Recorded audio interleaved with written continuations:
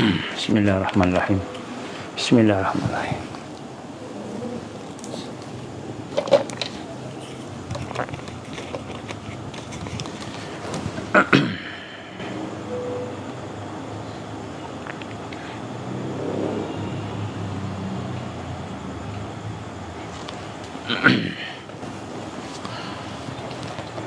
InsyaAllah kita mula dengan Ummul Quran. Al-Fatihah. A'udzubillahi minasyaitanirrajim. Bismillahirrahmanirrahim. Alhamdulillahi Rabbil Alamin. Ar-Rahmanirrahim. Maliki yaumiddin. Iyyaka na'budu wa iyyaka nasta'in. Ihdinas siratal mustaqim. Siratal ladzina an'amta 'alaihim ghairil maghdubi 'alaihim waladdallin. Amin. A'udzubillahi as-sami'il 'alim minasyaitanir rajim. Bismillahirrahmanirrahim. Innal hamdalillah nahmaduhu wa nasta'inuhu wa nastahdi wa nastaghfiruh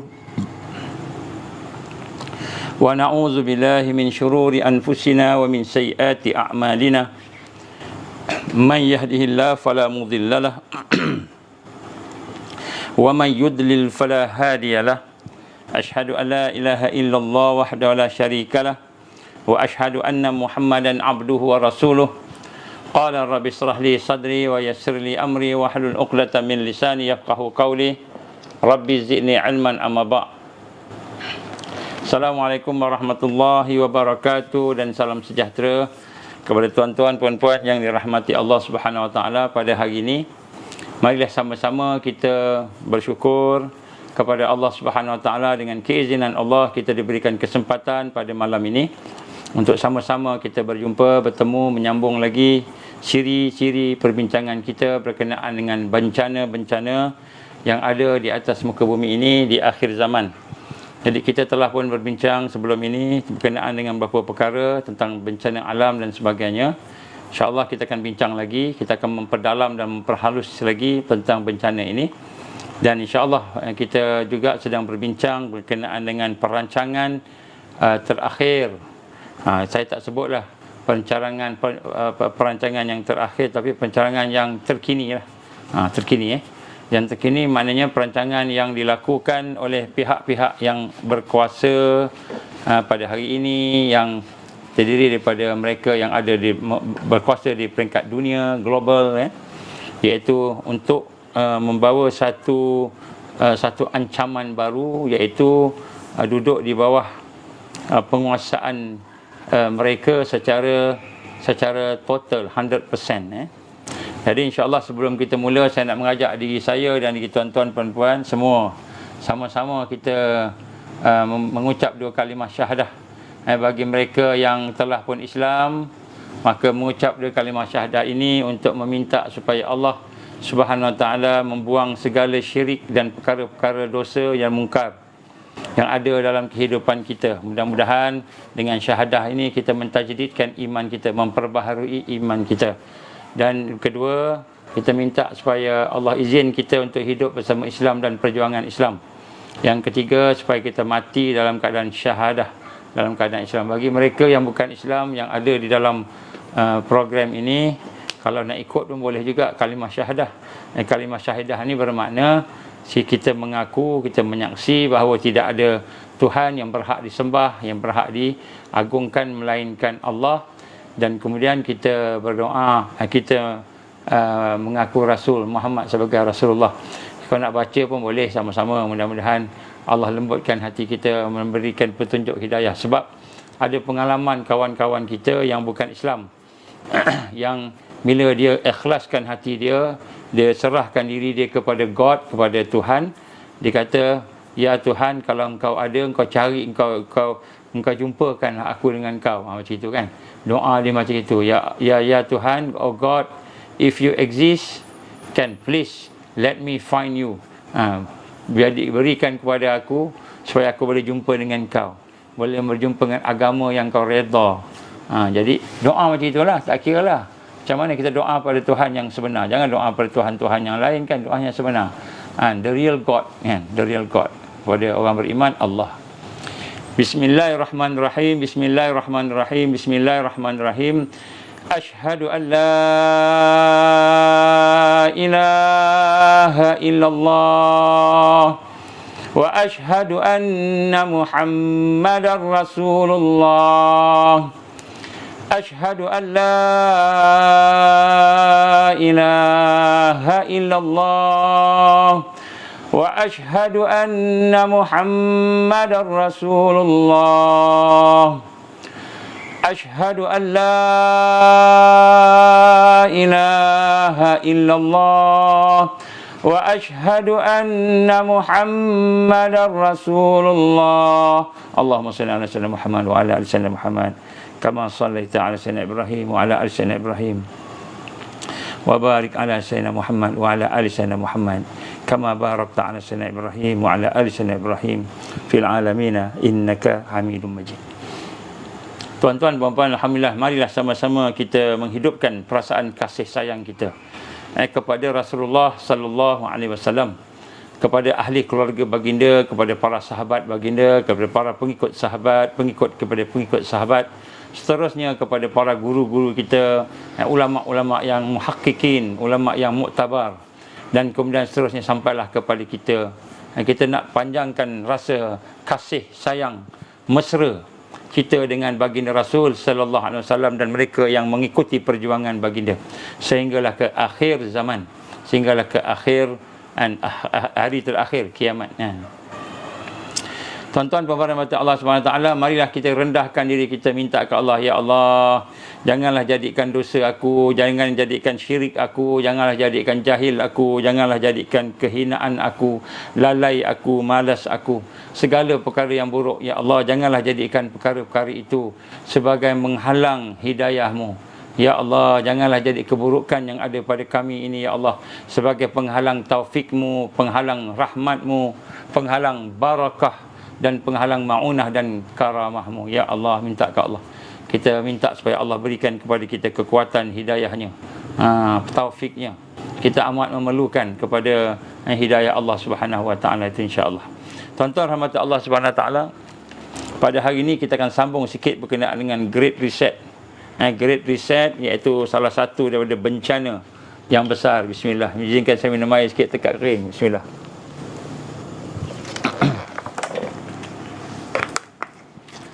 Malam-malam ni kena minum lebih sikit. Jadi kita nak membincangkan tentang Great Reset yang sebenarnya dirancang oleh musuh-musuh Allah. Musuh-musuh Allah. Jadi sebenarnya bencana yang besar yang dirancang oleh iblis, dirancang oleh syaitan, yang bukan umurnya ratusan tahun, bukan, umurnya ribuan tahun. Ribuan tahun yang telah diambil daripada Adam alaihissalam, zaman Adam sampailah ke zaman Muhammad sallallahu alaihi wasallam. Yang mana perancangan itu berjalan dan sehingga akhirnya sekarang kita berada di fasa-fasa akhir kepada perancangan tersebut yang mereka jangka akan mengadakan Great Reset pada tahun 2030. Inilah digambarkan sebagai agenda abad ke-21. Agenda abad yang ke-21. Bermula secara khusus pada tahun 2020, targetnya sampai 2030. Jadi ini agenda mereka. Jadi ini adalah hasil kajian yang kita lakukan dan kita mendapati perkara ini. Dan daripada agenda ini, yang sebagaimana saya gambarkan, agenda ini akan menguasai seluruh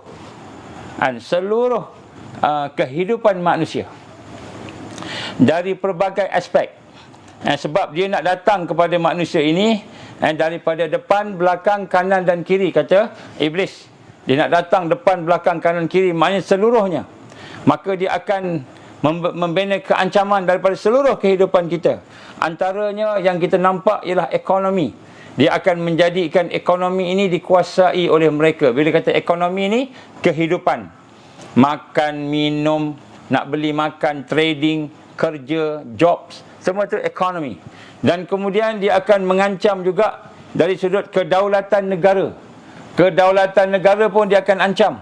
Tuan-tuan, sebab tu saya katakan sini, perbincangan kita ni perlu difahami oleh para ulama. Perbincangan kita perlu difahami oleh para umara, terutamanya majlis raja-raja, terutamanya para sultan, yang saya yakin mereka pun ada dapat berita-berita ini.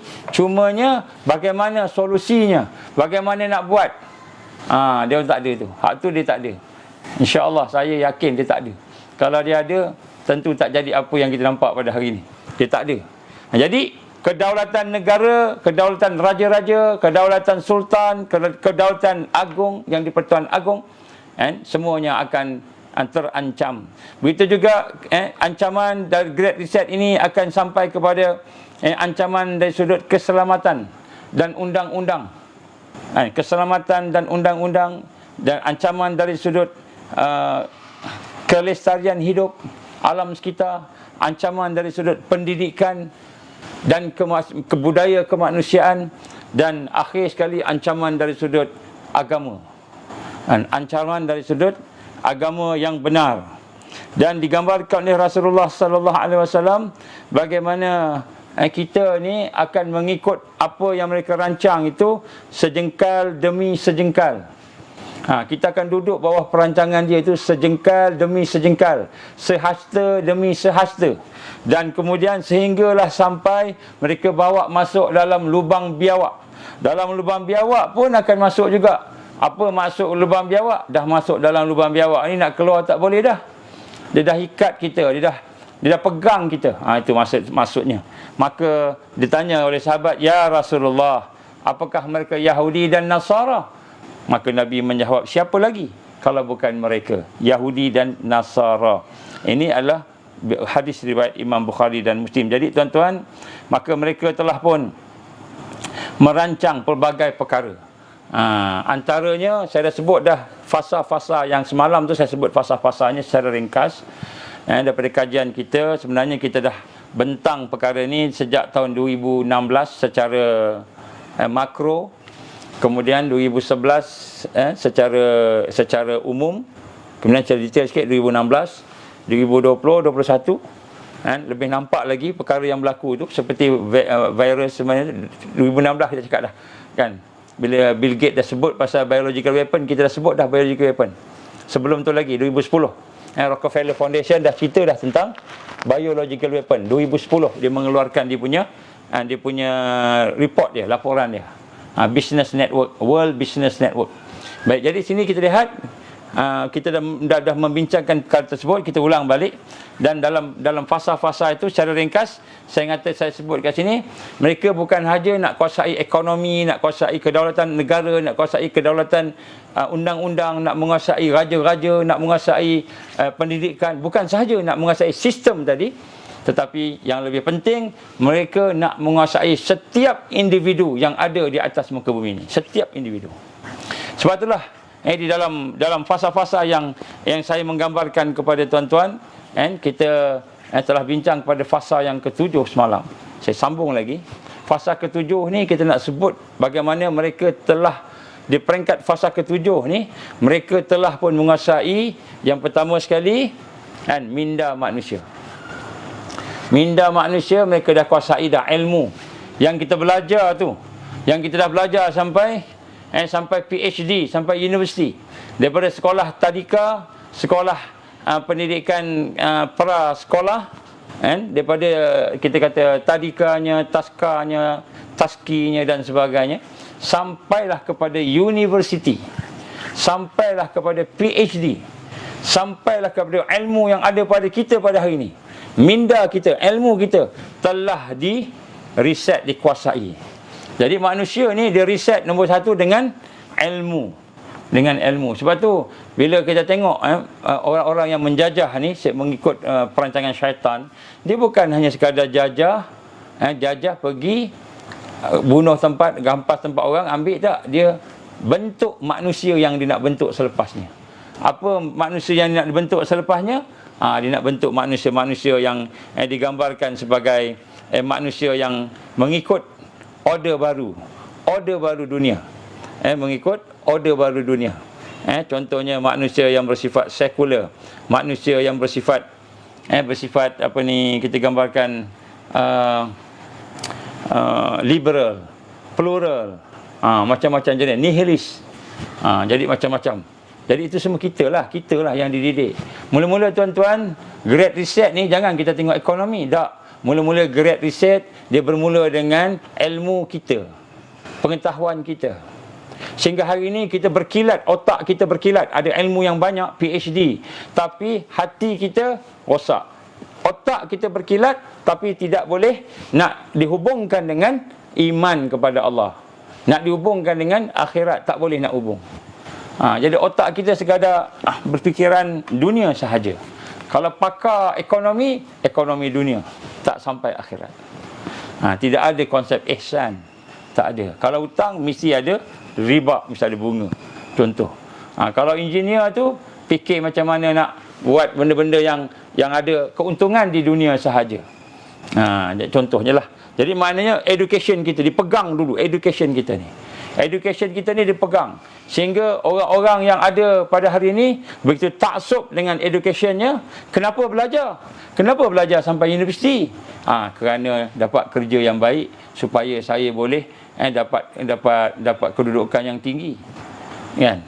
Jarang sangat orang yang belajar sampai universiti, sampai PhD, supaya apa? Supaya saya lebih kenal Allah, supaya saya boleh mengabdikan diri kepada Allah, supaya saya boleh menjadi hamba Allah yang baik, boleh berabudiah dengan baik. Tak ada. Adalah seorang dua agaknya. Jadi nak sebut kat sini sistem pendidikan. Nombor satu, dia dah reset dah pemikiran kita ni. Pemikiran kita ni dah reset dah. Sehingga ilmu yang ada pada kita semua dia tapis. Dia tapis dah ilmu. Kalau medical, ilmu yang dia nak, ilmu yang sangkut paut dengan biochemistry. Sakit, ubatnya ini. Apa ubatnya? Pil. Pil apa? Chemical reaction. Bismillah. Kalau medical, tak ada dah nak guna Tibun Nabawi. Tak ada dah. Kecuali orang yang belajar Tibun Nabawi lah. Kalau arus semasa mana ada, tak ada iktiraf. Belajar Tibun Nabawi, tak iktiraf.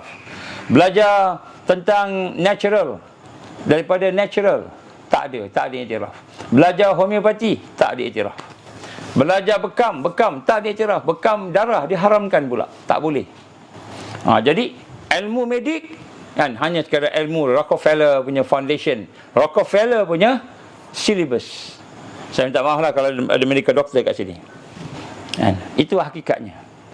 Engineering belajar setakat untuk develop dunia aja. Develop dunia tanpa mengira sifat ihsan dan sebagainya. Jadi nombor satu ni, ilmu kita ni telah di reset. Daripada asalnya dulu reset awal, kalau orang yang beriman berilmu, makin dia berilmu, makin dia khasyatillah, makin takut pada Allah. Makin berilmu, makin takut dengan Allah, makin bertakwa kepada Allah, makin menjadi baik. Makin berilmu, makin tunduk bagai padi. Kan? Makin berisi, makin tunduk, tawaduk. Ini tak. Makin berilmu, makin dia makin besar. Sampai ada keluar statement daripada kalangan ustaz-ustaz kita. Dulu dia kata, masa zaman Nabi dulu, mana ada PhD? Dia kata macam itu. Mana ada PhD? Dia belajar PhD hadis. Dia belajar PhD Usuluddin, belajar PhD bagian fiqh.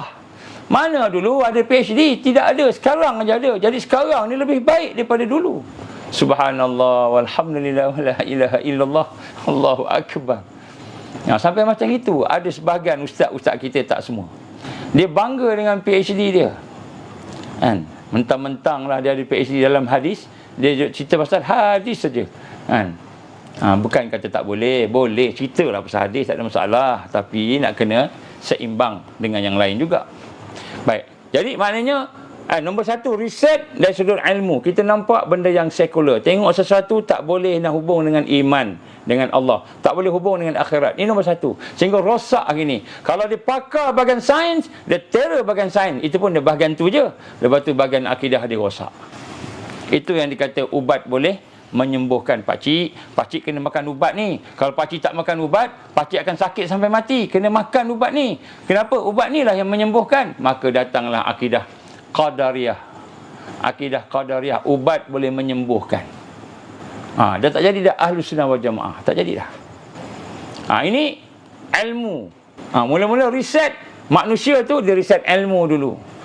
Ilmu. Bila ilmu dah, otak mental kita dah fikir dia terpisah daripada iman, terpisah daripada akhirat, maka datanglah ketakutan dan ilmu. Dia akan ancam ilmu. Lepas tu dia ancam fizikal. Ni sekarang ni dia ancam fizikal pula. Dia kata apa? Dia kata setiap penyakit kan ada ubatnya yang telah ditentukan. Kalau ubatnya tak dapat, tak ada. Macam COVID-19 ada ubat tak? Tuan-tuan, COVID-19 ada ubat tak? Kata WHO, tak ada ubat. Habis, apa yang ada? Vaksin. Vaksin apa? Untuk bagi imuniti kita. Antibody kita meningkat, akhirnya boleh lawan vaksin.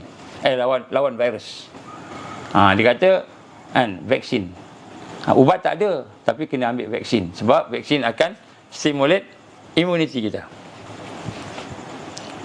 Habis, lain-lain tak ada. Kan? Kajian tentang ivermectin disekat. Kajian tentang tibun nabawi disekat. Kajian tentang Ayurveda and Chinese medicine, traditional, natural party, homeopati disekat. Tak boleh. Ini semua bukan ubat. Ubatnya hanyalah kita meningkatkan imuniti. Tapi bila kita kata tingkatkan imuniti dengan cara lain, dia tak terima. Dia terima dengan vaksin sahaja. Ini arus perdana WHO hari ini. Jadi fizikal kita diancam. Jadi diancam dengan kepahaman-kepahaman yang telah diselewengkan. Dan kemudian sebab itu kita sebut maka mereka telah mengancam itu, dan mereka telah memecah belahkan kita. Mereka menyemarakkan pengkhianatan. Tuan-tuan, banyak yang memimpin adalah pengkhianat. Sebab tu macam-macam masalah hari ini timbul. Macam-macam masalah. Dia akan ni adalah fasa-fasa saya sebut semalam. Saya nak sambung lagi. Kemudian antaranya fasa yang ketujuh saya sebut ialah dia menguasai mental kita, dia menguasai fizikal kita. Sekarang dia nak menguasai spiritual kita pula. Iman kita pula, hati kita pula dia nak menguasai. Dia nak menguasai itu pula. Sebab itulah kita lihat pada tahun 2022, tahun depan, maka mereka akan sampai kepada fasa untuk melaksanakan pecah belahkan terutamanya Muslim, terutamanya mukmin. Bismillah. Dengan platform-platform yang ada, mereka buat platform. Antaranya mereka akan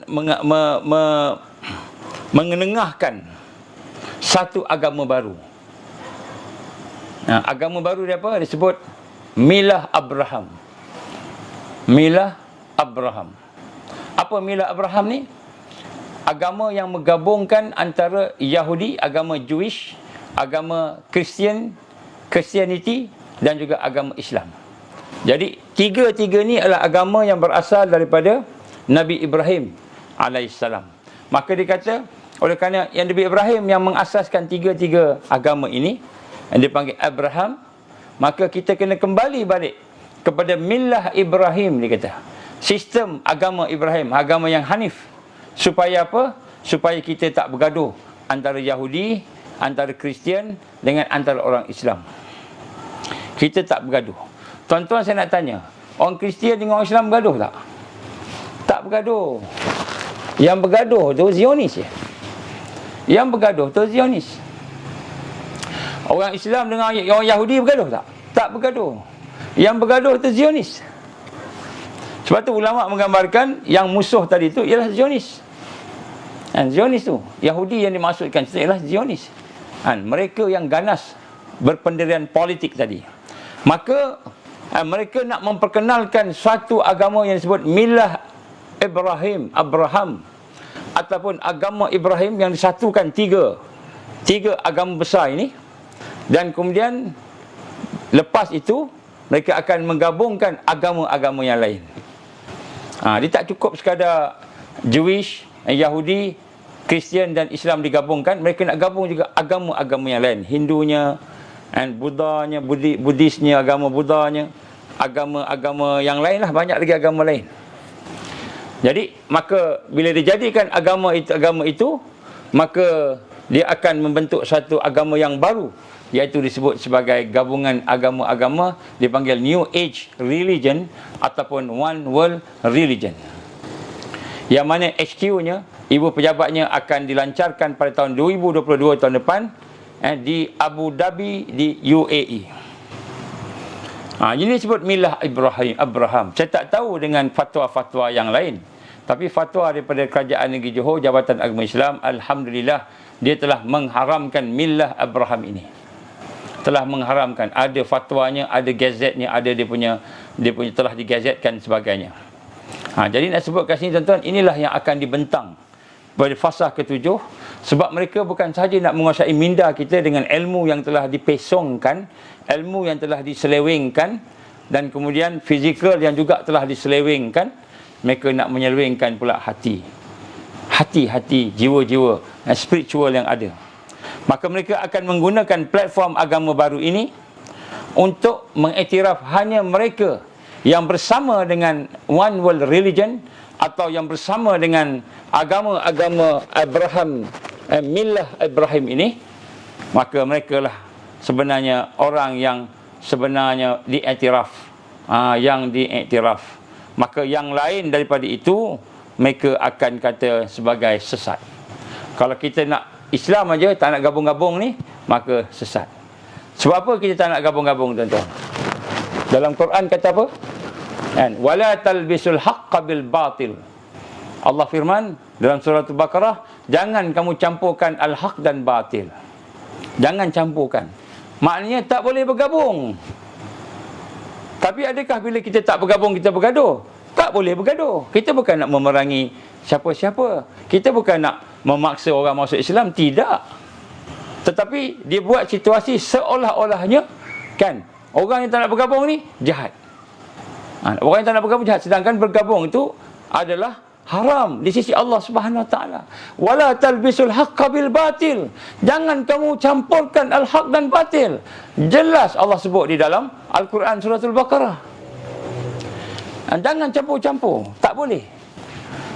Qul ya ayyuhal kafirun la a'budu ma ta'budun wala antum 'abiduna ma a'bud wala ana 'abidum ma 'abadtum wala antum 'abiduna ma a'bud lakum dinukum waliyadin. Jelas Allah kata, agama kamu, agama aku tak boleh gabung.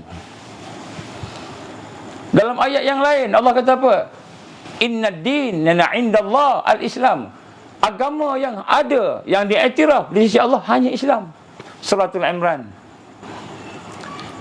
Dan jangan cari agama lain. Wa may yabtaghi ghairal Islam dinan falan yuqbala minhu wa huwa fil akhirati minal khasirin. Siapa-siapa yang cari agama selain daripada Islam, cari agama lain, gabung-gabung sebagainya, falan, maka sekali-kali sampai bila-bila tidak akan diterima. Tidak akan diterima. Dan di akhirat dia rugi. Jadi maknanya dalam Islam tak boleh bergabung, tetapi mereka akan menggabungkan agama-agama. Ini great reset yang kita kata the ultimate-nya, kemuncaknya. Mereka akan menggabungkan ini. Dan di sini menjadi alasan untuk dia menyesatkan lebih ramai.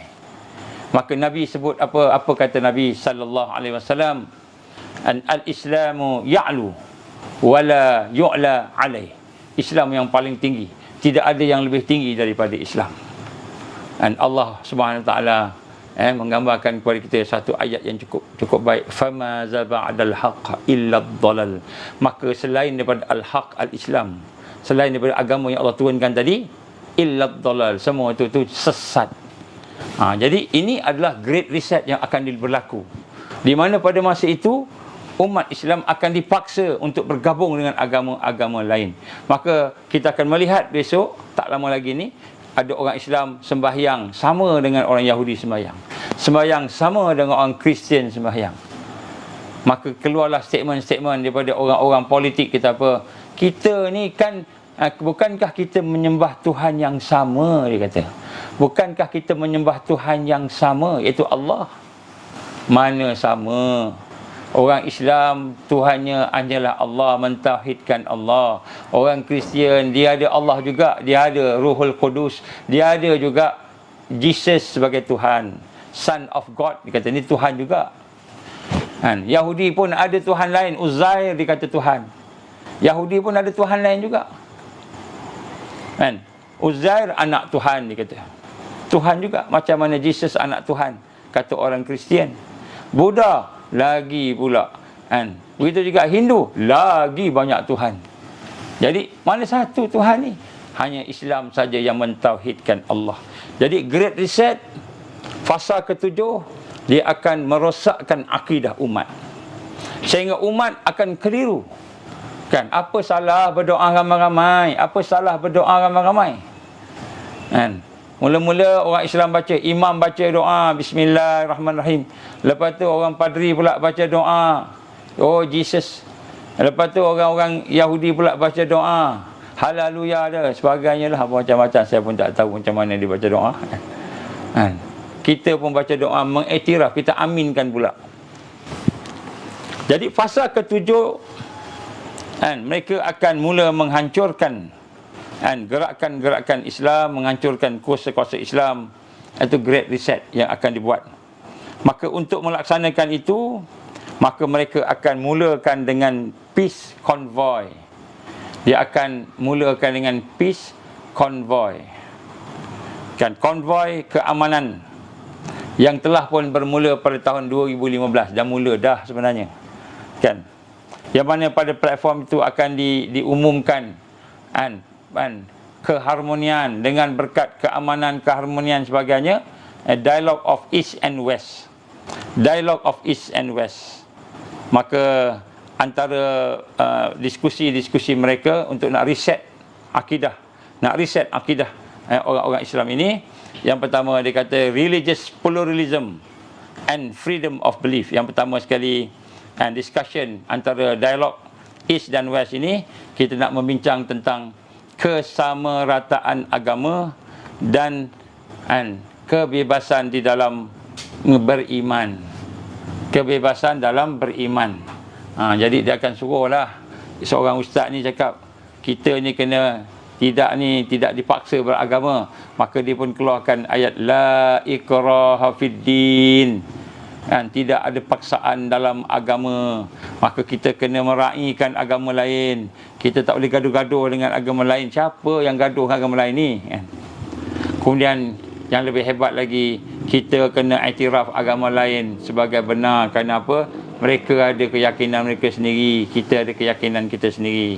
Nampak macam betul, tapi rupa-rupanya pluralisme, menyamaratakan agama.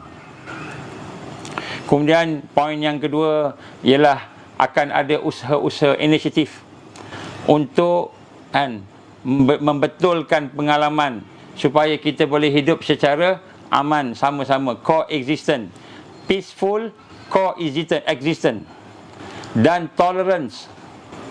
Maka pada masa itu, siapa yang tak boleh hidup sama-sama gabung agama ni, siapa yang tak boleh toleran dalam beragama ni, maka dia akan dilabel sebagai pengganas dan sesat.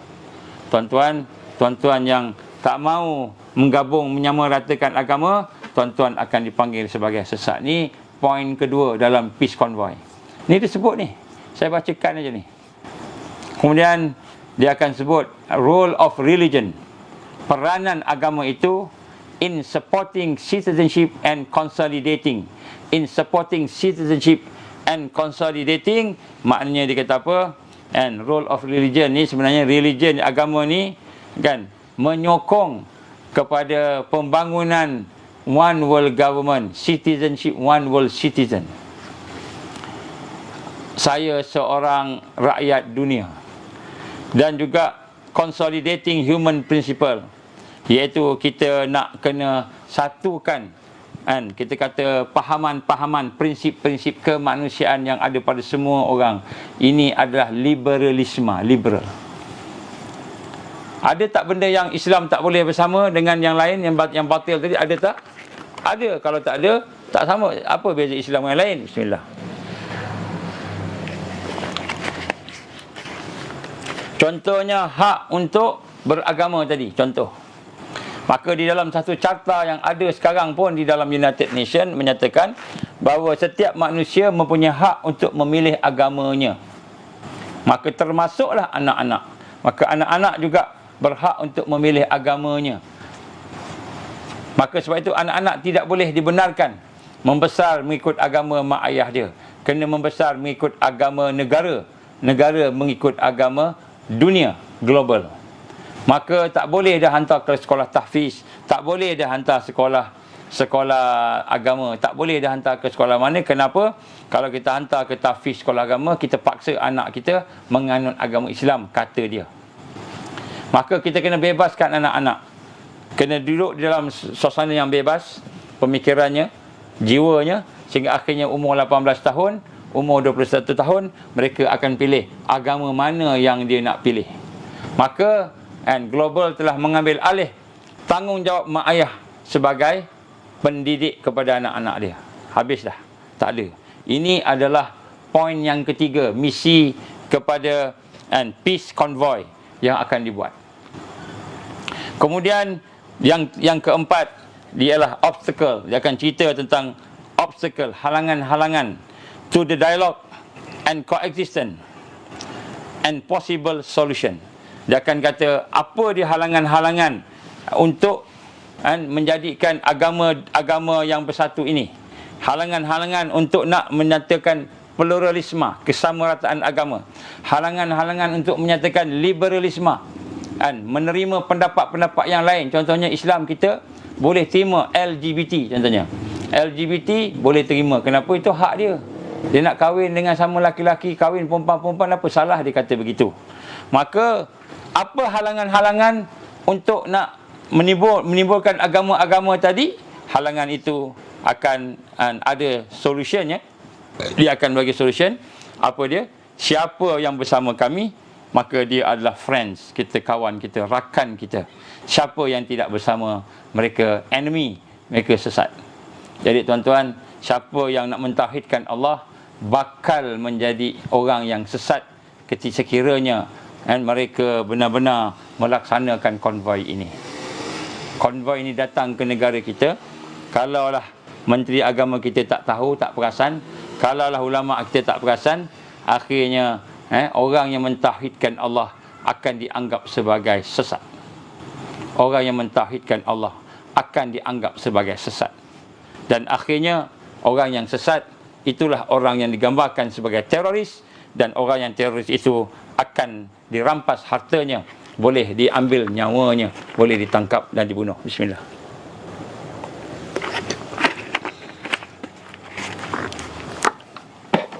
Tuan-tuan yang rahmati Allah Subhanahu wa taala, itu antara 4 main discussion point yang ditulis di dalam dia punya pergerakan dia, dan akan berlaku ke seluruh dunia. Dan inilah great reset yang akan dilakukan, yang mana hasil daripada ini, great reset ini, maka mereka akan menjadikan orang Islam berpecah dua. Yang pertama, kata Rasul sallallahu alaihi wasallam, akan menjadi orang yang beriman, berpegang dengan mentauhidkan Allah dan mentauhidkan agama. Asyhadu an la ilaha illallah wa asyhadu anna Muhammad Rasulullah. Mentauhidkan Allah dan mentauhidkan Islam sebagai agamanya. Itu nombor satu. Yang tidak ada sedikit pun padanya munafik. Yang ini golongan yang sedikit, golongan yang tertekan, yang minoriti. Mungkin apa yang saya nak cakap ni tak boleh cakap dah tahun depan. Tahun depan tak boleh cakap dah. Cakap-cakap kena block dah FB. Sekarang ni FB block sebab cerita pasal vaksin. Tapi cerita pasal ni belum lagi. Tak lama lagi cerita pasal ni pun kena block. Tuan-tuan rakamlah saya punya ni. Ambil lah, simpan dah. Mudah-mudahan dapat panduan. Masa susah besok boleh ingat, dengar balik apa saya sebut ni. Tuan-tuan rahmat Allah Subhanahu Wa Taala. Yang satu lagi, golongan munafik. Nampak Islam, nampak ada janggut, nampak ada kopiah, nampak pakai serban, nampak pakai jubah, nampak bercakap pasal Al-Quran, bercakap dengan hadis, tetapi rupa-rupanya sedikit pun tidak ada iman dalam hatinya, tidak ada iman langsung. Kenapa? Kata Rasulullah SAW, kerana dia memilih untuk bersama dengan mensyirikkan Allah. Mensyirikkan Allah. Apa mensyirikkan Allah? Dia mengiktiraf Tuhan-Tuhan yang lain tanpa sedar ataupun dengan sedar. dia mengiktiraf. Mudah-mudahan tak sampai ke Nusantara, tuan-tuan. Mudah-mudahan Allah izin dan kelompok-kelompok Taifah Mansurah akan bangkit daripada tempat kita ni. Daripada Malaysia, Indonesia, Thailand, Brunei, Filipina dan Nusantara akan bangkit mudah-mudahan. Tak sampai. Sebab tu saya cakap ni, tuan-tuan, supaya para ulama kita nampaklah perkara ni tak banyak pun sikit lah. Terutamanya ulama-ulama kita yang ikhlas, cuma tak tahu, tak ada maklumat. Jadi kita lihat berlakulah dua ni ad-duhaima, fitnah yang besar. Yang besar, tuan-tuan. Dan inilah antaranya fasa yang terakhir Great Reset. Great Reset yang akan dibuat sebelum datangnya fasa-fasa yang lebih hebat daripada itu, yang akan sampai kepada kemuncak, iaitu fasa pembunuhan, peperangan dan bencana alam. Fasa-fasa itu akan datang. Digambarkan Rasul sallallahu alaihi wasallam, dan akan berlakulah apa yang digambarkan, kesusahan-kesusahan dan kesusahan-kesusahan. Contohnya, perkara yang digambarkan akan berlaku climate change, perubahan cuaca, dan bencana-bencana semakin besar, semakin kuat. Dan saya sebutkan kat sini, mereka gunakan semua itu, bencana itu, kesusahan itu, supaya manusia mengikut agama tadi, sesat. Supaya manusia jadi mengikut ekonomi mereka, mengikut perlembagaan mereka, mengikut undang-undang mereka, supaya semua ikut saja. Sebab itulah Nabi gambarkan, tuan-tuan mata Allah,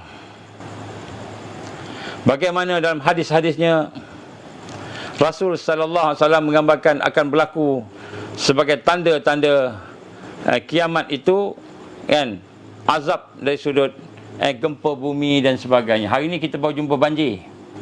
Kita baru jumpa banjir. Itu pun dah kelang kabut dah. Banjir pun dah kelang kabut dah, tuan-tuan. Ini pun belum banjir besar. Ni ada banjir apa ni gelombang kedua ni. Gelombang kedua ni.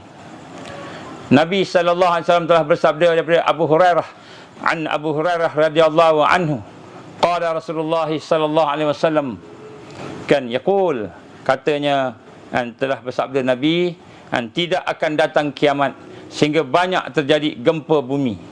Banyak terjadi gempa bumi.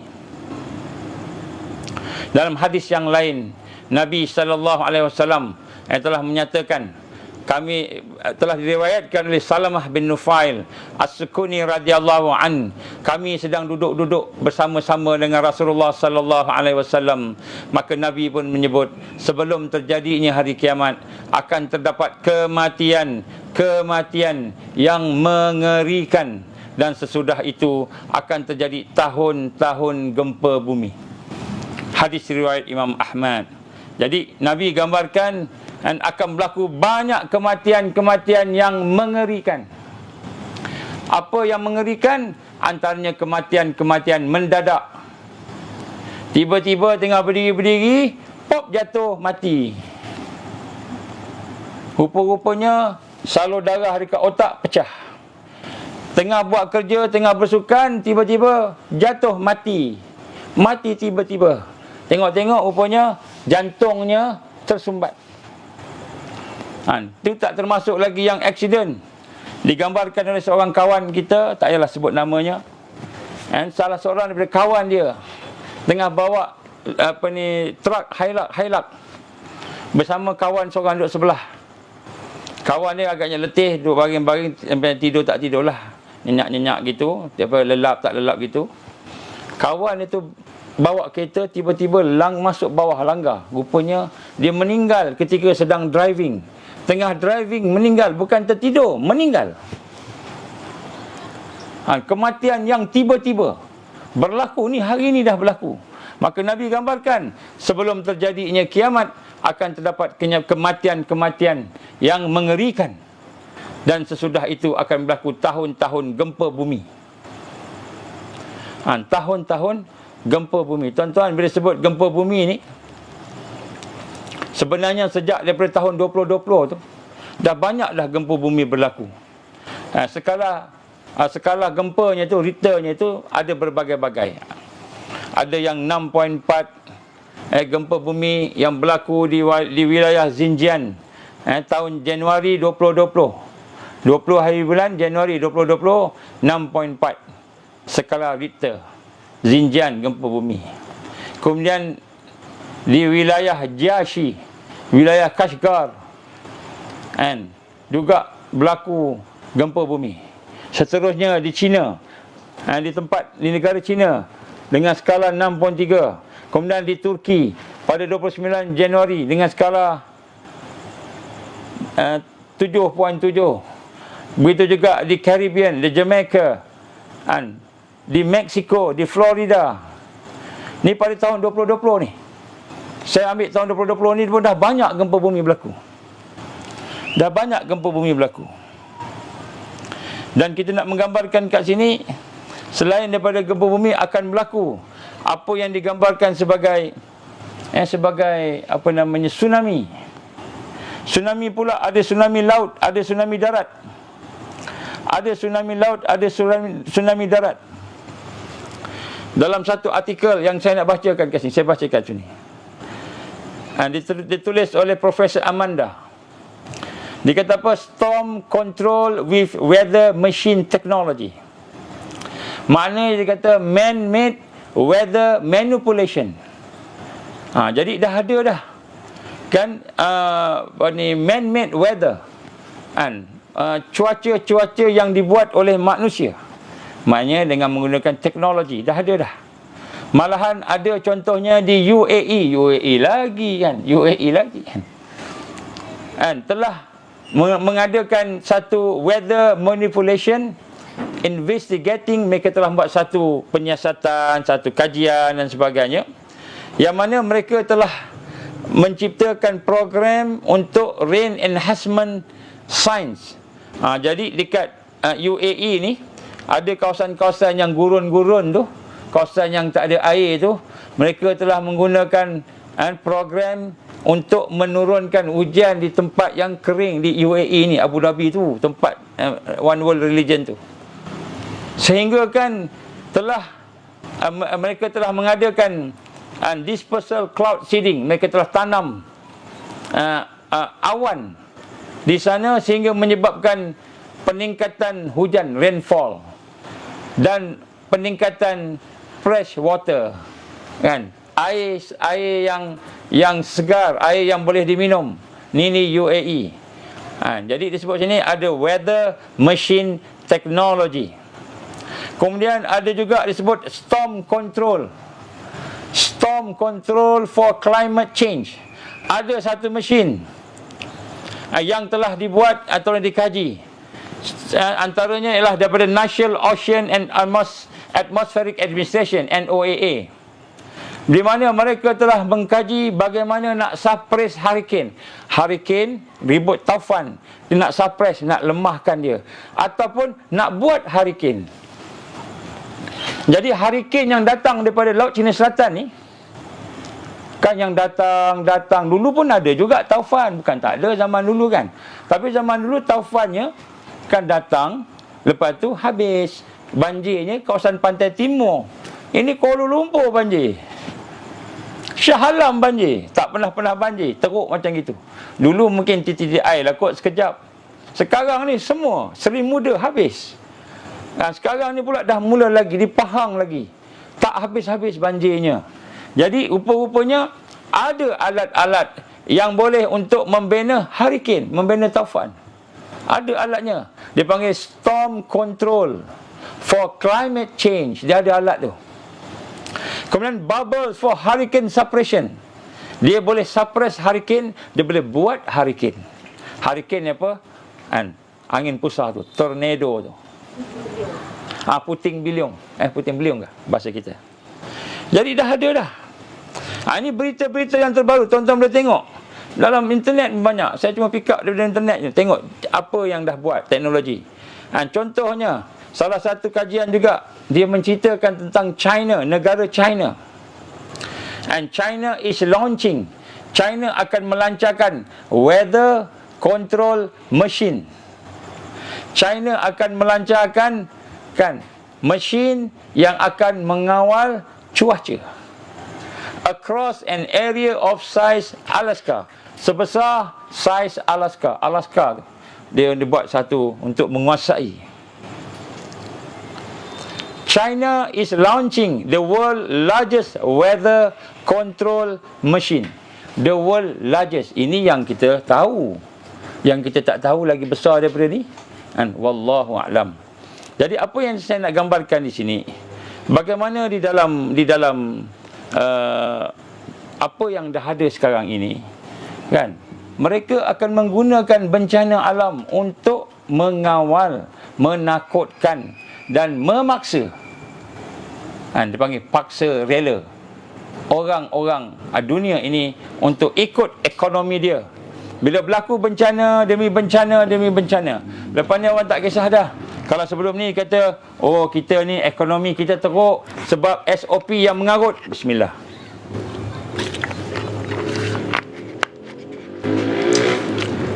Kita punya ekonomi teruk sebab SOP yang mengarut. Sebelum ni.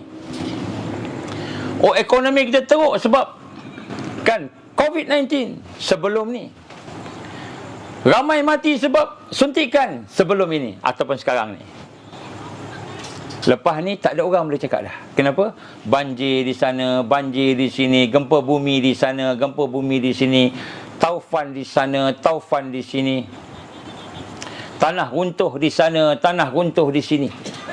Bencana demi bencana. Sebelum ni kita kata, oh banjir tak apalah, kita yang duduk dekat rumah tinggi-tinggi ni insya-Allah tak kena. Kan, duduk pula dekat bukit-bukit, Bukit Aman kita duduk, aman je. Duduk kat Bukit Aman. Duduk dekat Bukit Mahkota, duduk dekat Bukit Hill, Eco Hill, duduk dekat Bukit Malawati. Oh, kita ni bukit-bukit semua. Tak kena dah. Banjir ni orang rendah-rendah macam di TTDI Shah Alam, banjir. Macam di Seri Muda, banjir kita kata. Macam di Hulu Langat, tenggelam. Kan, Masjid Al-Ihsan, tenggelam tempat saya bagi kuliah duha. Allah izin tenggelam. Nampak dia punya bumbung aja. Di Pahang, di Kelantan tenggelam. Kita kata kita duduk tempat tinggi, bukit-bukit ni tak kena. Tiba-tiba kena pula tanah runtuh. Tiba-tiba kena pula tsunami tanah daripada Singapura. Tsunami-nya bentuk tanah. Tanah beralih. Gempa bumi jatuh, datang tsunami tanah, habis. Runtuh tanah. Orang dekat tempat bukit-bukit pula kena. Kita ingat, oh duduk bukit tak kena. Kita pun duduk tingkat tinggi-tinggi sikit. Rupa-rupanya kena tanah runtuh. Lagi teruk. Lagi teruk. Kena gempa bumi. Lagi teruk. Mereka telah ada alat untuk kontrol cuaca. Kalau mereka boleh suppress cuaca. Suppress ni apa? Suppress ni maknanya mengurangkan kesan-kesan tornado, hurricane, taufan, puting beliung ataupun gempa bumi. Tentulah mereka boleh menguatkannya. Asalnya tak pernah gempa bumi, tiba-tiba janda baik bergegar. Janda baik di Pahang bergegar. Lepas janda baik tiba-tiba Gombak pula bergegar. Gempa bumi. Tanah runtuh. Dulu tanah runtuh dengarnya di Cameron Island agaknya. Sekarang bukan lagi Cameron Island. Di bukit antarabangsa tanah runtuh. Tanah runtuh di Kuala Lumpur. Tanah runtuh di Thailand. Jadi tuan-tuan rahmati Allah, saya nak tunjukkan di sini mereka telah ada perkara-perkara tersebut. Ada seorang hantar pada saya klip video movie Geostorm, Geostorm, Geostorm nama movie. Tengok trailer cukup lah. Tak payah tengok movie dia, tengok trailer. Dia gambarkan ada alat yang boleh mengawal, kan, cuaca. Itu gambaran masa depan lah. Bila masa depan? Inilah sekarang ni. Maka ada alat-alat, contohnya High Frequency Active Auroral Research Program, HAARP, HARPS.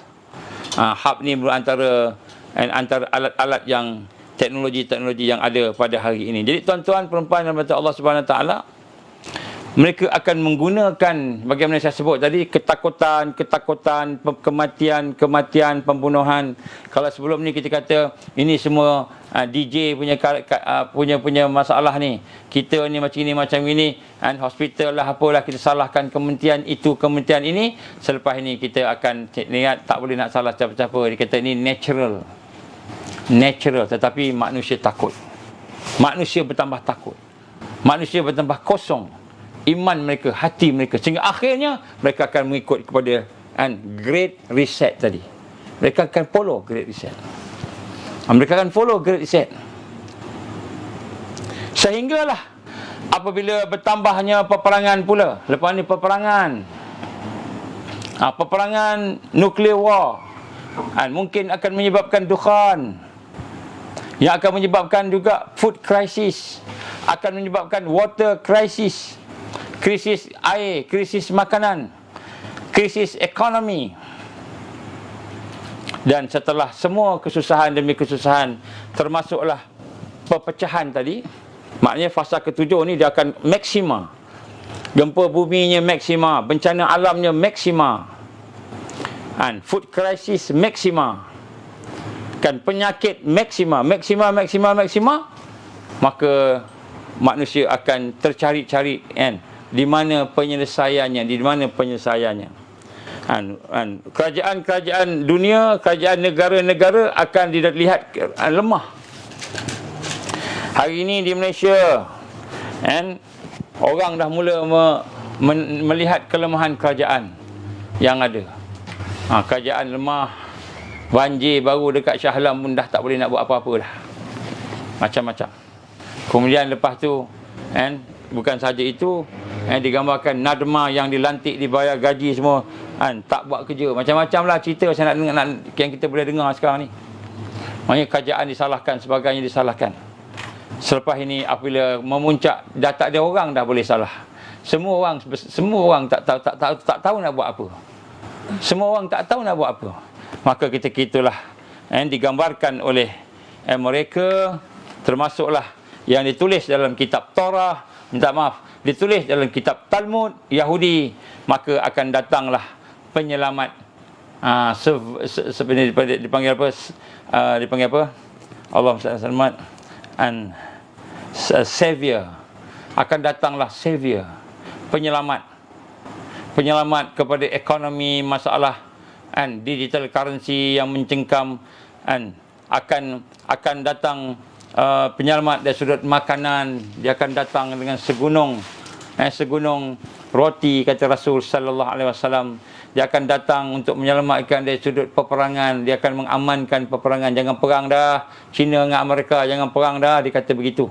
Dia akan mengamankan dunia. Dia akan membawa solusi, penyelesaian untuk Big Reset. Maka penyelesaian Big Reset ini akan diumumkan oleh raja yang dilantik, raja yang akan menjadi savior, penyelamat kepada seluruh bencana-bencana ini. Itulah sebagai Raja Al-Masih, Malik Messiah. Ini yang ditulis di dalam kitab-kitab Talmud dia, yang ditulis di dalam perancangan-perancangan jahat mereka. Ditulis. Saya bukan cakap kosong. Mereka tulis. Mereka menulis. Jadi sebab itu tuan-tuan, perempuan rahmati Allah Ta'ala, maka akan keluarlah pemimpin yang agung.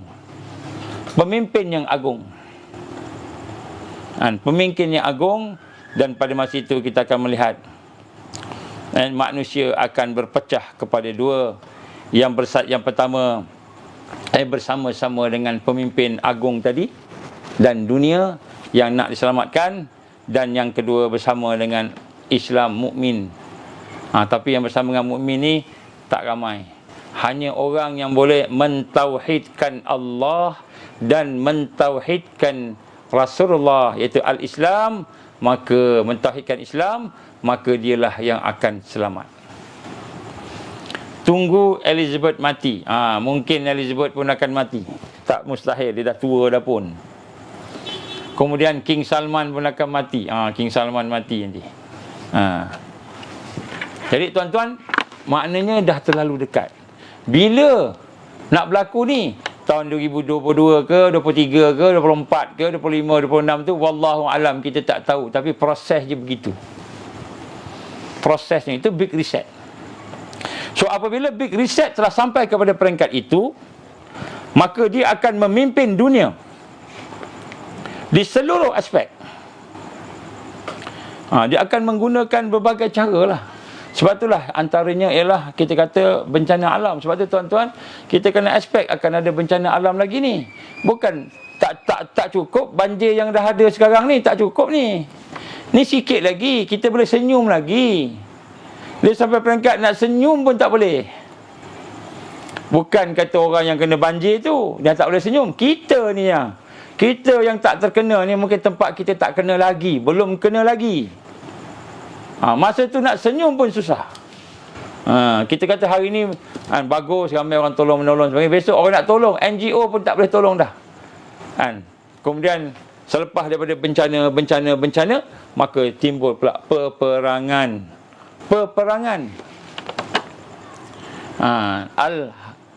Al-harju, peperangan, pembunuhan. Tuan-tuan, big reset dia datang bersama bencana. Kenapa dia datang bersama bencana? Kerana dia nak ubah sistem. Dia nak suruh orang lain jangan ikut dah sistem yang ada pada hari ini. Kita tak nak dah sistem hari ini, kita nak sistem baru. Maka orang yang susah, ekonominya susah, kan, ada masalah ekonominya, ada masalah kesihatannya, ada masalah kehidupan budayanya, ada masalah agamanya, berperang pula. Ustaz-ustaz bergaduh sama sendiri, imam-imam bergaduh sama sendiri, kan, seorang nak pilih one world religion, seorang pula nak pilih agama Islam sahaja, tak nak bergabung-gabung. Jadi ustaz pun bergaduh, semua pening kepala ni. Semua aspek diserang. Maka ketika itu dia datang menawarkan sistem yang baru, big reset. Jadi sebab itu tuan-tuan, bila tuan-tuan melihat gempa bumi semakin banyak, banjir makin banyak, tanah runtuh makin banyak, mungkin lepasnya akan berlaku peperangan pula, pembunuhan pula, jenayah pula. Masa ketika itu, jangan kita ingat kita selamat lagi, tak. Sebab tu saya bagi amaran kepada diri saya sendiri dan kepada diri tuan-tuan, termasuk pertubuhan Islam. Kalau kita rasa kita nak bersama dengan Al-Islam, nak bersama dengan mentauhidkan Allah, bersama mentauhidkan Islam, hanya mengambil Islam sebagai ad-din, maka bersedialah untuk berhadapan dengan bencana-bencana yang sebenarnya ditujukan kepada kita. Great reset sebenarnya bukan dunia yang dia nak. Dunia dah ikut dah.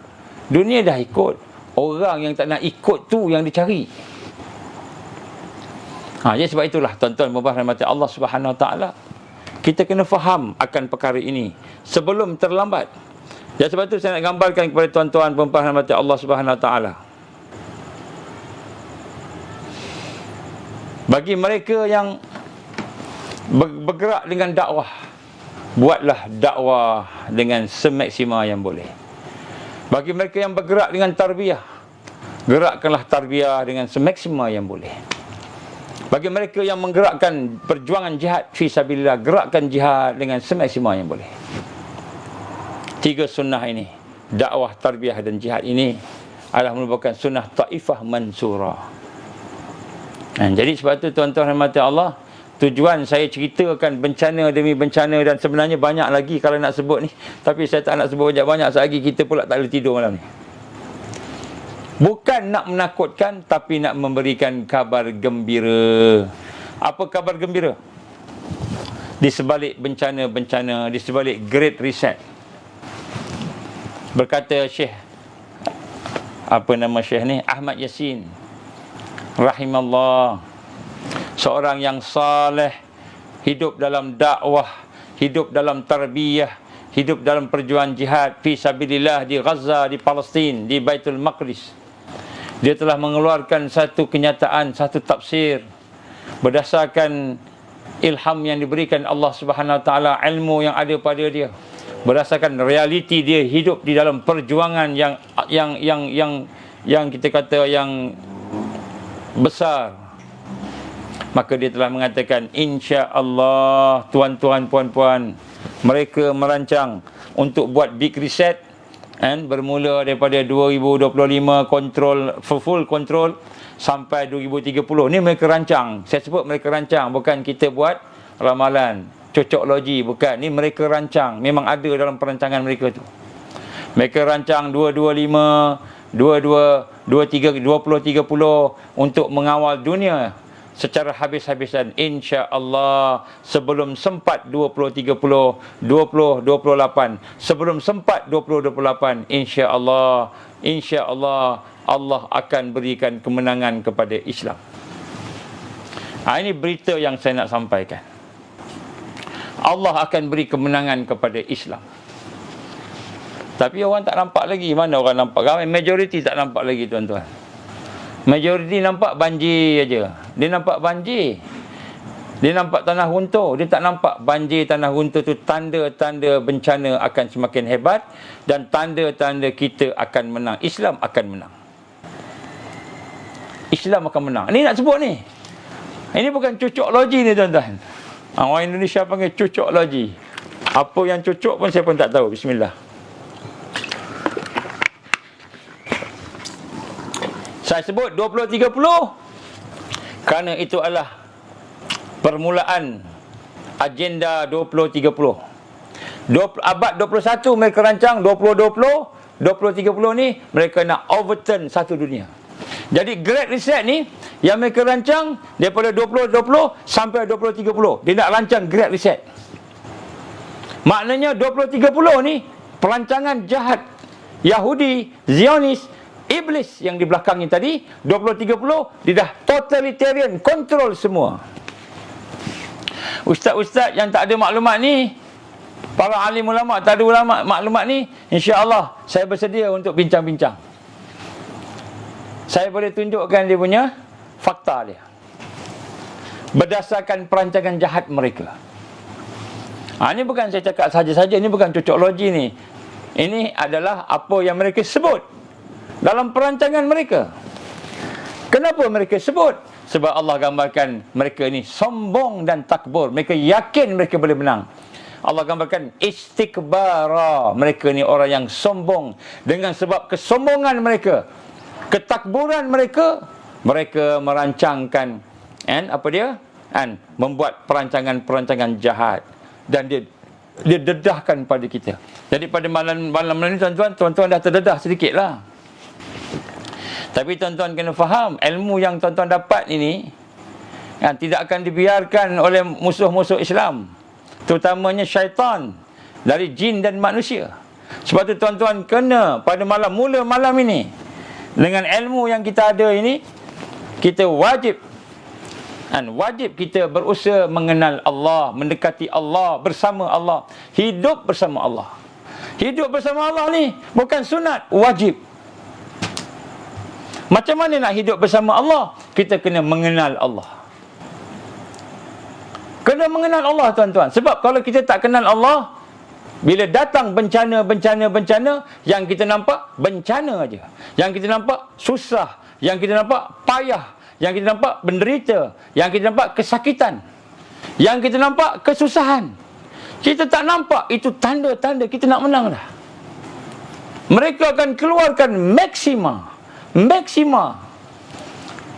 Mereka akan belanjakan duit mereka maksima untuk mengeluarkan bencana yang paling hebat sebelum dikeluarkan penyelamat mereka, Savior and King, Malik Messiah. Dipanggil Malik Messiah, kan, Raja Al-Masih. Itu bahasa apa dia? Bahasa Hebrew. Malik Messiah ditulis.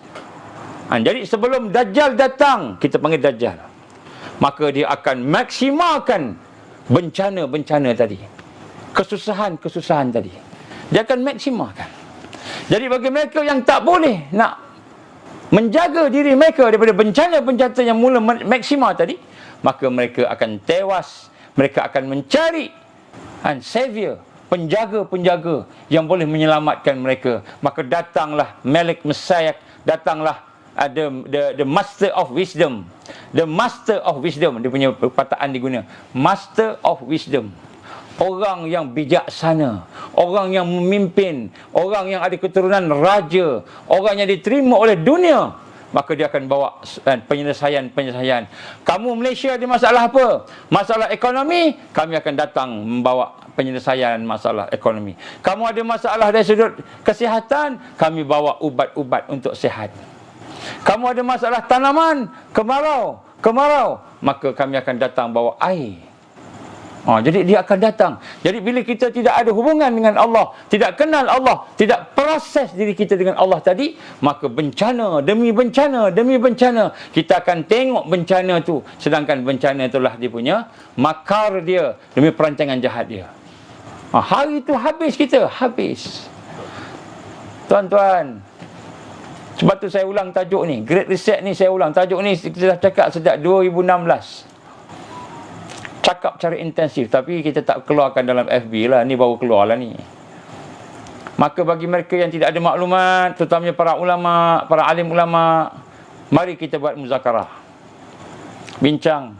InsyaAllah saya tunjukkan kepada tuan-tuan, perempuan sekalian, bagaimana mereka plan, rancang. Dan 2022 mereka akan memulakan perancangan mensyirikkan Allah dan mensyirikkan Islam secara besar-besaran pada masa itu.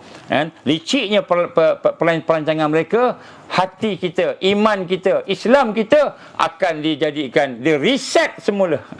Great reset, termasuk Islam akan di reset semula. Iman akan di reset semula. Bukan reset semakin pulih, semakin mentauhidkan Allah, reset supaya kita mensyirikkan Allah, wa iyazbillah min zalik. Ini benda perkara ni penting, tuan-tuan. Penting. Dan sedang berlaku dan akan berlaku. Lepas ni akan jadi. Saya bagi satu contoh, tuan-tuan yang rahmati Allah Subhanahu Wa Taala. Hari ini, mula-mula dulu kita berdepan dengan COVID-19. Semua orang takut COVID-19. Lepas tu ada vaksin pula. Semua orang bimbang vaksin. Mula-mula vaksin, ambil vaksin. Habis 80%, 90%. Kita pun ada sibuk. Sekarang ni dah ada side effect lah apa. Kita tak nak ambil. Tak boleh nak kena ambil juga. Baik. Lepas ni, sekarang ni dah ada masalah COVID-19, masalah virus, masalah suntikan, dan kemudian ada lagi masalah banjir. Tambah banjir. Kita perasan tak? Tambah. Lepas banjir, tanah runtuh pula. Banjir gelombang 1, ada pula gelombang kedua pula. Lepas ni ada masalah-masalah dari sudut gempa bumi pula. Makin naik, bencana makin naik. Nampak tak? Kita perasan tak? Kemudian makin intensif. Maknanya banjir bukan setakat banjir di situ, tempat nak simpan orang pun, tempat nak letak orang yang mangsa pun dah tak ada dah. Sekarang ni boleh lagi.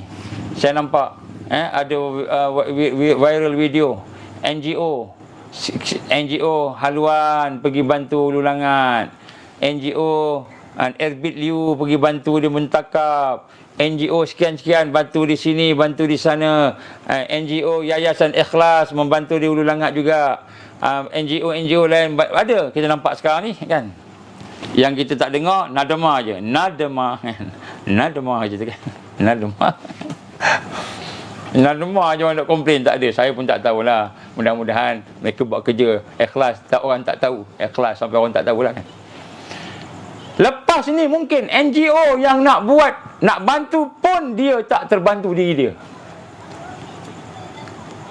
NGO nak bantu tak terbantu diri dia. Sebab apa? Dia nak bantu, nak ada duit. Duit tiba-tiba tak ada dah. Tak ada duit. Siapa nak bagi funding kat dia? NGO ni bukan dapat gaji daripada kerajaan bagi. Tak. Dia pun nak ada funder. Funder pun tak ada duit dah. Bisnes dah teruk. Tak ada nak funding. NGO pun dah tak boleh bergerak. NGO pula berhadapan dengan macam-macam pula masalah. Jadi kita lihat lepas ni makin teruk. Lepas ni pula dihentam pula agama. Dah susah. Agama pula dibantainya. Ustaz ni sesat, ustaz sana sesat, ustaz ni sesat, ustaz sana sesat. Yang tak sesat, yang ikut New Age religion. Milah Abraham saja yang tak sesat. Milah Abraham saja yang tak sesat. Jadi masa itulah kita tertekan, dah lah banjirnya, ni susahnya makanannya ni sebagainya. Kan? Jadi masa tu manusia hanya melihat siapalah yang nak tolong. Sekarang ni dapat nampak muka-muka NGO pun dah syukur dah, terima kasihlah Tuan bawa burger, walaupun burger sebiji, at least saya dapat makanan. Terima kasihlah, terima kasih. Kan? Saya tengok bagaimana ada NGO yang bawa makanan, sebagainya, makan burger. Alhamdulillah, burger dia mampu burger. Dia buat burger sendiri, dia mampu dia buat, dia bagi burger. Alhamdulillah, burger pun burger. Ada makanan. Besok sampai peringkat, makanan pun tak ada. Air pun tak ada. Kemarau. Gempa bumi, kemarau. Makanan makin kurang. Macam mana tuan-tuan? Yang mana? Siapa yang kita nak bergantung? Tuan-tuan rahmati Allah, dia makin hebat, akhirnya keluar raja dia. Saya sebut ni great reset. Dia nak reset semua. Apa yang dia nak reset? Bukan dia nak reset, dia nak kuasai ekonomi sebagaimana yang orang sebut. Ekonomi tak. Dia nak menyesatkan umat manusia. Itu misi dia yang paling besar sekali. Ekonomi, jalan dia, cara dia. Bencana, cara dia. Peperangan, cara dia. Kesihatan, cara dia. Pendidikan, caranya, jalan-jalannya. Wasail untuk merosakkan manusia. Tetapi ultimatenya, mereka nak menyesatkan akidah, menyesatkan agama umat Muhammad sallallahu alaihi wasallam. Jadi sebab itu tuan-tuan, bila mereka attack yang ini, yang last sekali, dia akan attack iman. Bila dia attack iman, bila dia attack agama, pada masa itulah umat Islam berpecah, dan bila berpecah akan lahirlah kebangkitan yang digambarkan oleh Rasulullah sallallahu alaihi wasallam. Innallaha yab'asu li hadhil ummah. Sesungguhnya kan Allah akan membangkitkan ke atas umat ini man yujaddidu, mereka yang akan mentajdidkan dinah, kan, akan menjadikan agama mereka. Man yujadilullah dina. Jadi Allah akan datang masa ketika iman diserang. Tuan-tuan, sebab tu sekarang ni nampak tak Allah ni sayang kat kita? Macam mana Allah sayang kat kita? Dia serang fizikal, dia serang otak lu. Otak sekarang ni ilmu kita. Ilmu kita, kalau kita ikut sekular, kita ikut liberal, kita ikut plural, dia ikut sebagainya yang ada ni, maka kita akan sesat. Tak kira lah kita seorang engineer, seorang medical doctor, seorang accountant, seorang apa pun yang kita dah belajar sampai PhD ni, dah belajar ni. Sebab tu saya tak kisah PhD tak PhD, tuan-tuan. Ini semua ilmu mereka ni. Orang nak panggil ke apa, tak kisahlah. Pada saya PhD ni di bawah ilmu mereka ni. Saya tak iktiraf PhD, tuan-tuan. Kenapa? Kerana ini ilmu mereka, dasar mereka. Walaupun kita ada ilmu, kita kena buka, kena ikat semula dengan Islam, dengan iman. Buka semula, ikat semula, relearn, belajar semula. Nak hubungkan engineer dengan iman, medical dengan iman. Buat apa kita belajar medik, doktor, pakar, tapi terputus daripada iman?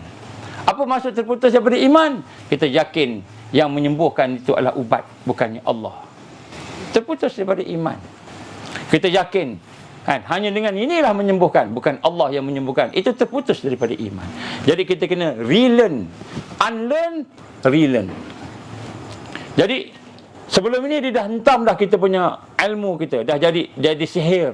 Kita disihir. Subconscious mind kita disihir, conscious mind kita disihir. Kemudian fizikal kita pula susah nak makannya, nak minumnya, sakitnya, ubat-ubat fizikal pula. Mental dah diserang dengan dasar-dasar sekular. Fizikal pula diserang. Selepas itu iman kita diserang. Akidah kita diserang. Maka ujian yang paling besar ialah akidah dan iman tadi. Dengan one world religion, the new age religion. Bila keluar ujian tersebut, maka mukmin sesat, ramai sesat. Yang tak sesat sikit yang bertahan. Maka yang sedikit inilah akan ada kebangkitan. Innallaha yab'asu li hadhil ummah. Sesungguhnya Allah akan membangkitkan daripada umat ini Dan pada setiap 100 tahun seorang orang yang akan mentajdidkan agama dia. Jadi tuan-tuan, tak lama dah. Jadi apa yang sebenarnya sepatutnya kita buat ni tuan-tuan? Apa yang sepatutnya kita buat? Yang pertama, kita faham perancangan jahatnya Great Reset ni apa. Great Reset ni dia nak reset semua benda, termasuk akidah kita, termasuk agama kita, termasuk ekonomi kita, termasuk kehidupan kita, termasuk negara kita, termasuk raja-raja kita, termasuk undang-undang kita. Dia nak reset semua. Itu maksud hakikat Great Reset. Sehingga kan seluruh makhluk manusia itu dan jin berada di bawah kepimpinan dia, totalitarian secara menyeluruh, secara total. Itu maksud Great Reset. Jadi bukan hanya ekonomi. Kita ingat ekonomi, besok nak ada digital currency, kita nak kena simpan dinar, nak kena simpan dirham. Besok ada masalah bencana, kita nak kena duduk tempat-tempat yang tinggi sikit supaya tak banjir. Besok ada masalah makanan, kita nak kena prepping makanan. Besok ada masalah dari sudut air, kita nak kena prepping air. Besok ada masalah kesihatan, kita nak kena prepping ubat-ubatan. Jadi kita ingat dia terpisah-pisah. Rupa-rupanya yang kita sebut prepping tu sebahagian. Yang paling besar sebenarnya Great Reset, dia nak reset akidah kita, iman kita, dan nak reset Islam yang ada pada kita. Sehingga akhirnya seluruh hidup manusia ini akan duduk di bawah pemerintahan Al-Masih Dajjal. Inilah yang digambarkan oleh Rasulullah sallallahu alaihi wasallam. Inilah yang digambarkan. Sehingga tanah pun diambil, rumah pun dia punya. Digunakan, semua ada. Semua yang ada diguna. Ni tuan-tuan, kita nak faham Great Reset ini dia. Ini dari kacamata Al-Quran, dari kacamata hadis Nabi sallallahu alaihi wasallam. Dan juga dari kacamata kajian-kajian ilmiah yang kita buat. Berdasarkan kepada apa yang mereka sebut dan apa yang mereka rancang. Kenapa kita boleh ambil panduan mereka itu? Sebab mereka sebut perancangan mereka, tuan-tuan. Siapa-siapa yang nak detail, insya-Allah ada detail semua. Sebab tu kalau ada ustaz-ustaz yang kata ini konspirasi lah, tuan-tuan, kan? Perkataan konspirasi itu dalam Quran pun ada, tuan-tuan. Kita ni yang naif. Kita berfikir seolah-olah kita duduk di zaman sahabat. Kita berfikir seolah-olah kita duduk di zaman Nabi. Di zaman Islam menguasai.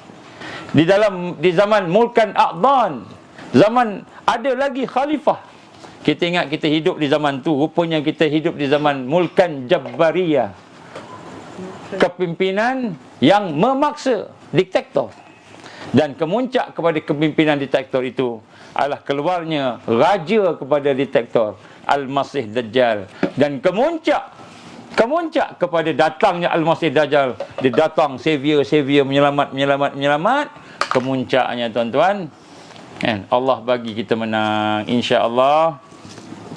Dah pukul 11. Hari ni hari apa? Hari Khamis. Mungkin hari Senin atau hari Selasa, kalau ada kesempatan, kita akan bincang pula kebangkitan dan kemenangan. Cahaya. Macam mana bangkit, macam mana menang? Persoalan yang kita akan jawab, insya-Allah. Saya tak boleh nak bagi pada hari ni. Nak bagi hari ni pukul 12, nak bagi pukul berapa? Ada yang minta hari ni. Sebenarnya kalau kita bincang-bincang dalam tamrin kita, saya ada cerita sikit lah. Jadi tuan-tuan, insya-Allah. Jadi siapa yang tidak bersama-sama dengan Sisi, mari bersama-sama Sisi. Sisi ni saya berseka kelompok kecil yang kita nak cuba set up dia. Sekaja saja untuk kita bina kekuatan sama-sama kita. Awal lagi Ustaz? Memang awal. Tapi sekejap lagi saya nak bangun awal juga. InsyaAllah cukuplah. Nanti kita akan sambung. InsyaAllah kita akan sambung. Kalau sempat besok malam. Kalau tak sempat sebab saya ada program, saya on the way pula, out of station. Dah ada tempat lain lah. Ada program tempat lain. Weekend memang saya tidak ada di sini. Jadi Tak sempatlah nak buat. Jadi insya-Allah hari Senin, hari Selasa. Sebab Senin pun masih ada lagi program. Mungkin hari Senin malam kita boleh buat. Boleh? Takut tak sempat. Kalau boleh Isnin malam saya buat pengumuman. Isnin malam kita bincang kebangkitan, solusi kebangkitan. Kita tamrin dari Isnin tu. Boleh no? Okey, alhamdulillah. Jadi mudah-mudahan apa yang saya sampaikan ni dapat gambaran. Great reset bukan ekonomi semata-mata. Bukan nak kontrolkan tanah kita, kedaulatan sampai peringkat akidah kita kan, fikrah kita, kefahaman kita, Islam kita, seluruh hidup kita. Great reset. Jadi mereka yang terlibat dengan pergerakan Islam, harakah Islam, dakwah Islam, pertubuhan Islam, tahun 2022 adalah tahun yang akan bermulanya ancaman-ancaman. Maka tuan-tuan bersiap sedialah. So macam mana nak siap sedia? Kalau tak ada idea, mari kita bincang-bincang. Mari kita bincang-bincang. Panggil tuan guru kita bincang. Kalau ada tuan-tuan guru kita kenal, mari kita bincang sama-sama. Macam mana nak buat?